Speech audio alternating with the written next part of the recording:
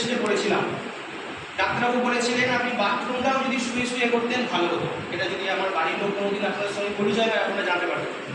তো এমন অবস্থায় আমাকে ওই কাজটা ছেড়ে দিতে বাধ্য হই, আমি চুলের কাজটা ছেড়ে দিতে বাধ্য হই। এমন অবস্থায় আমার শরীর অসুস্থ, আস্তে আস্তে আস্তে আস্তে মেডিসিন নিয়ে, তখন তো এর মধ্যে ছিলাম না, মেডিসিন নিয়ে আস্তে আস্তে সুস্থ হই। সুস্থ হওয়ার সাথে সাথে আমার মানে এটা মনে হয়েছিল যে আমি সুস্থ তো হলাম, very good, no problem, but আমার আর্থিক যে একটা টান, একটা ফিনান্সিয়াল যে টান, সেটা আমার চলে এসেছিল। তো সেই জায়গায় আমি বন্ধন ব্যাংকে আবার একটা অ্যাড দেখি, বন্ধন ব্যাংক সবাই আপনারা জানেন। তো সেই বন্ধন ব্যাংকের অ্যাড দেখে আমি মানে এক্সাম দিতে যাই, এক্সামে পাস করি, ইন্টারভিউ হয়, উলুবেড়িয়াতে ইন্টারভিউ করে, উলুবেড়িয়াতে আমি ইন্টারভিউ দিতে যাই, ওখানে আমি পাস করে যাই, ইন্টারভিউ আমি পাস করে যাই, আমার পোস্টিং চলে আসে, সেটা হচ্ছে আমতা গাজীপুর। ওখানে আমি এই ইন্টারভিউ দিয়ে পোস্টিং হই। ওখানে আমার র্যাঙ্ক ছিল রিলেশনশিপ অফিসার, মানে যেরকম বন্ধন ব্যাংকের বিভিন্ন উইকলি ইএমআই হয় না, মাসে মাসে ইএমআই তুলতে যায়, সপ্তাহে সপ্তাহে ইএমআই তুলতে যায়, ওটা ছিল আমার কাজ। এবার অফিসিয়াল কাজ ছিল 11টা থেকে 5টা, কিন্তু বিভিন্ন কাস্টমার বিভিন্ন রকম থাকতেন, কেউ বলছে আমার স্বামী আজকে নেই, সন্ধ্যে পর আসবে, আপনি রাত্রে আসবেন। সো অফিসিয়াল কাজ ছাড়াও এক্সট্রা করে টাইম আমাকে ওখানে দিতে হতো। বাট ওখানে আমার মানেটা প্রচুর কম ছিল, 9,200 টাকা। তার মধ্যে আমাদের বাইকে করে যাওয়া আসা, তেল খরচ, সমস্ত কিছু স্পেয়ার করতে হতো। ওখানে একটা মাসি থাকতো, ওখানে 3,000 টাকা 4,000 টাকা মাসিকে মাসে দিতে হতো। সব কিছু দেওয়ার পর আমার হাতে আসতো মাত্র 1,200 টাকা, মাত্র 1,200 টাকা। সেই জায়গায় 6 মাস পুরো একটা টানাটানি করার পর আমি ওটাও ছেড়ে দিই, এবং আস্তে আস্তে আমাদের যে ফ্যাটি লিভার ছিল, ওই মেডিসিন খেতাম। এবার এখান থেকে আপনারা সকলেই জানেন মেডিসিন শুধু জাস্ট কিছুটা সাময়িক স্বস্তি দেয়, তার থেকে বেশি কিছু নয়। ঠিক আমার ক্ষেত্রে ওটাই ঘটে, মেডিসিন আমাকে সাময়িক স্বস্তি দেয়। 3 দিন চলতে চলতে চলতে চলতে আমার আবার ফ্যাটি লিভারটা চলে আসে। এমন সময় আমি শারীরিক দিক থেকেও অসুস্থ, ফিনান্সিয়াল দিক থেকেও অসুস্থ, কেরিয়ার আমার ঠিকঠাক হবে কিনা এ নিয়েও আমি চিন্তিত। আমার একমাত্র দিদি, আমার জামাইবু এবং দিদি থাকেন বাইরে, আমার জামাইবু আর্মি, ওনারা বাড়িতে এসেছিলেন।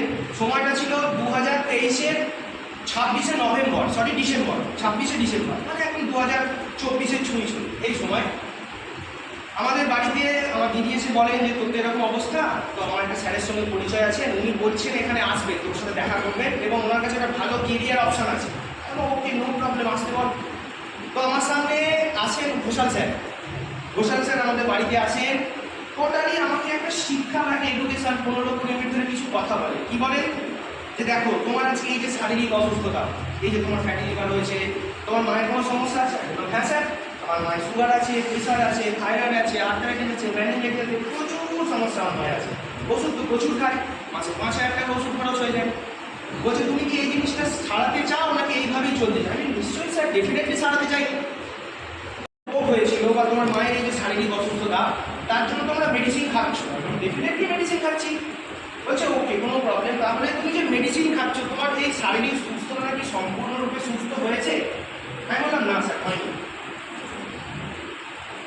তো সেই হিসাবে উনি আমাকে একটা কথা বললেন যে তার মানে তুমি এইটা জেনে নাও যে ওষুধ কিন্তু আমাদের সুস্থ করতে পারে না। আমি বললাম তারপরে স্যার কি আমাদেরকে সুস্থ করে? বলছে পুষ্টি।